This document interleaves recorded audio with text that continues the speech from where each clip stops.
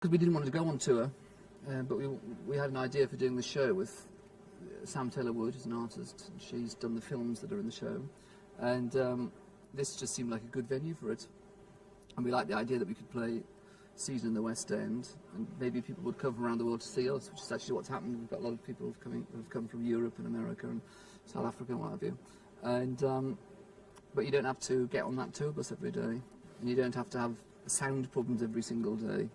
So it's been quite good, actually. It'd be a party that's filmed, and the people in the party relax and get more and more drunk as the show goes on. So by the end of it, they're all dancing, and hopefully the audience is as well. And we did film it a few weeks ago, wearing the clothes we wear in the show. So Chris and I walk in and out of the film at appropriate points. Like the beginning of the show, we're sitting, having polite drinks on sofas, and then we make our apologies and walk off and walk onto the stage. And it just gives a kind of structure to the show.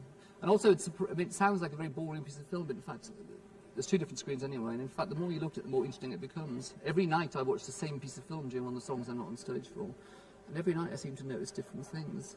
They do have some kind of offer, apparently, to do it in New York, but I can't believe they can really make it happen, because this show here loses money, and I can't believe they can fly us over to America, put us all up in hotels, and do it there for a week and even break even. I mean, it's not like we're staying cheap hotels, is it? Certainly isn't.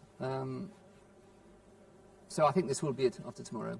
But that's what we started to do, a 2.5-week event, and, you know... We've never been about longevity. Leave them wanting more, that's the idea. Just favourite song of mine. It's just like a set of all of my sort of favourite music that I listen to when I'm depressed. Get in the bath with some Valium, and then listen to things like that. That was on that tape. Yes, I was asked to help put together an album for the Red Hot AIDS Trust, who several years ago did an album of covers of songs by Cole Porter, and they'd got permission from the Noel Coward estate to use Noel Coward songs and to give away all the royalties.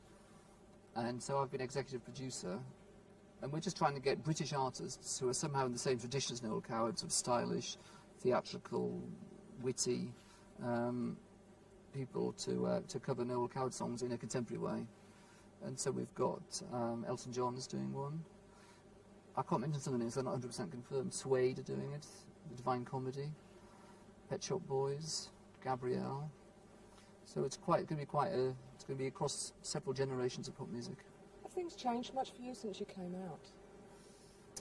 No, not in the slightest. It's always supposed to be your big road to Damascus experience, but it didn't really make any difference to me. It wasn't like a surprise to people, and everyone I knew knows about me anyway, so it's just something to say, really.